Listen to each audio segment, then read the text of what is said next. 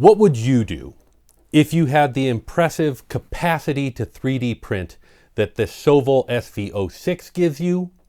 Well, for myself, I'm kind of getting into 3D printing helmets, and similar to some of the projects that I've done in the past, I wanted to combine this with 3D printing in flexibles like I talked about a few videos back, and find out if I couldn't 3D print a cosplay helmet in flexible filament.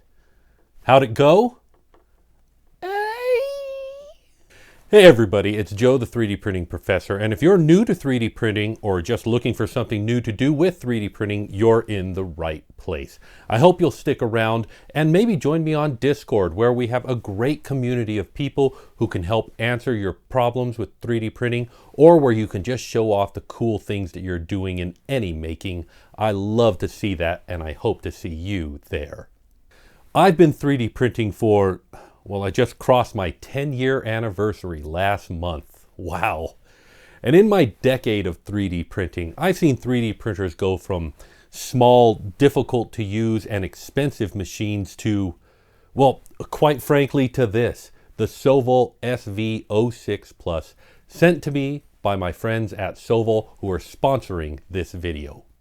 The SV06 Plus has a very large build volume at 300 by 300 by 340 millimeters. It has a direct drive with a fancy planetary gear drive and auto bed leveling. It has a full color touchscreen to make interfacing with it as easy as possible.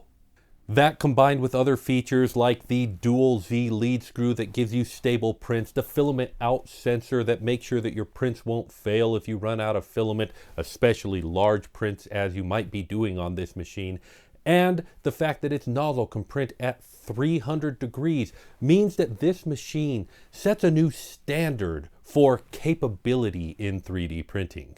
Oh, and I want to give props to Sovol. Early releases, early review units, were found to have insufficient strain relief on the y-axis, but look at that. They have buffed up that strain relief pretty good. That'll hold on there. No need to worry about that anymore. Now, to test the level on this, one of the first prints that I wanted to do was a full bed 3D print. I basically took a cube in Cura, squashed it down to be 0.2 millimeters thick, but stretched it out to be almost the entire build plate and let it go. And once that print finished, it was just about perfect, covering the entire bed with no major flaws. And I'll tell you what, peeling that print off of the print bed was, oh, so satisfying. And now I've got a piece of 3D printed plastic paper. And while some large format 3D printers that I've played with recently have surprisingly, comically small test 3D prints and give you only a small coil of filament to print with, Sovol put a test print on there that, while not enormous, is pretty big, and gave you a 1/4 kilogram spool of filament to print it with. This is fantastic, and I love it when 3D printers put enough filament for you to at least test the printer out with, while you're waiting for the new spool that you ordered to arrive. Now, you might notice that I haven't opened that spool of filament. That's because I was playing with some Sliceworx red PLA and I wanted to do my test prints in it. I do like Sliceworx PLA. It just prints so nicely. But before I get to the main event of printing a flexible helmet, I wanted to do a few more test prints. I switched over to this dual extrusion red and green PLA from my friends at Yosu, and I printed, well, a little test Catapult. I've always kind of wanted to try one of these out, and I thought this would be a good opportunity to do it. This one prints flat. You snap it off, put it all together, but unfortunately the design was bad, and before I could flick it 2 times, it broke. So not a good design, not recommended. But you know what I do recommend you 3D printing? PrintABloks. And I decided to really test the limits of this 3D printer. I took 5 different sets of PrintABloks, laid them out on the build plate, over 100 individual pieces, and I wanted to see with the auto bed leveling and everything, how well they would all adhere to this removable build plate. Would I have one or two fail? Would one corner fail and cascade through some of them? How many would succeed? Well, over the 2-day print and over 100 individual blocks, there were 0 failures, 0 bumpkis, kosong, nada. Not a single one failed. Every one of those pieces succeeded. That was impressive. So with my newfound confidence in this machine, I switched over to some Polyflex from my friends at Polymaker and did a test print. I once again test printed it with some PrintABloks, just a handful of them. And you know, I've never actually printed PrintABloks in flexible. I've tried the connectors in flexible and I can say that they work, but they don't snap. It's not very satisfying. And even if I put a TPU connector in there, well, it still works, but it's just kind of not the same. Still, it can absolutely print in flexible, so it was time to print my Dr. Fate helmet. Now, Dr. Fate is a character that you might know from the Black Adam movie, but I know him from the comic book, so I wanted a helmet that was a little bit more like the comic books. And since I was printing this in TPU, I did not want to do this one in bucket mode like I've done previous helmets. I wanted to have a good helmet with an inside and an outside where I wouldn't have to cut the eye holes out. And I found this wonderful design by Designs in 3 Dimensions on Thingiverse. It looks a lot like, well, basically the way I remember him, especially in the old Justice League cartoons. Now, there was going to be one wrinkle in this print, and that is that it needed supports in order to 3D print. And flexible material is sometimes very difficult to remove supports from because it fuses so well to itself.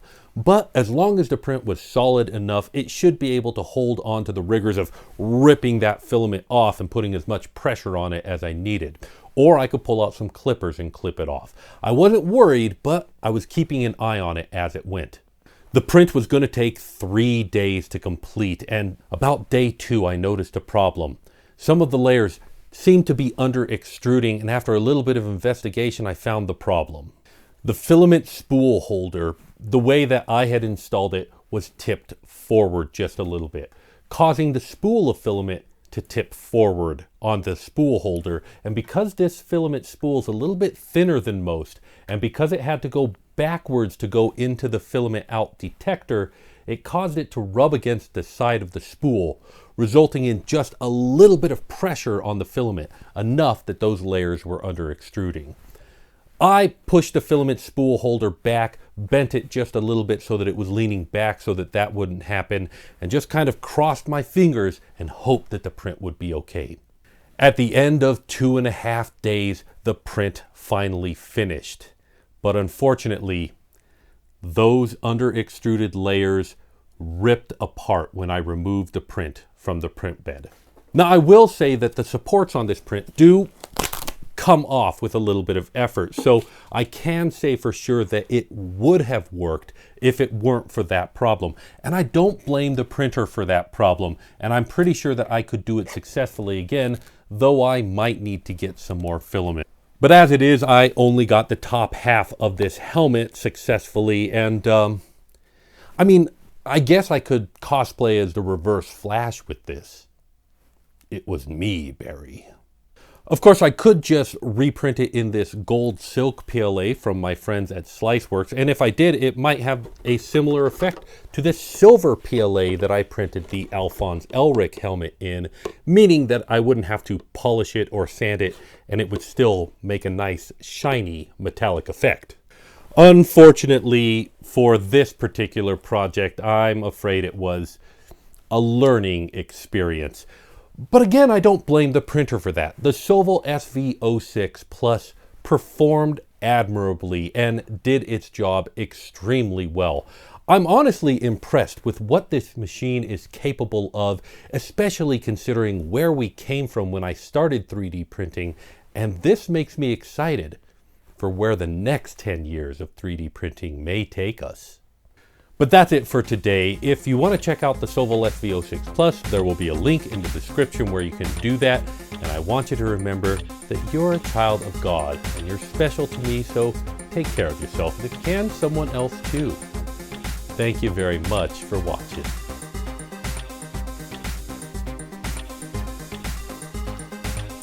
Honestly, this is a lot of PrintABloks. I'm going to take these to the Rep Rap Festival.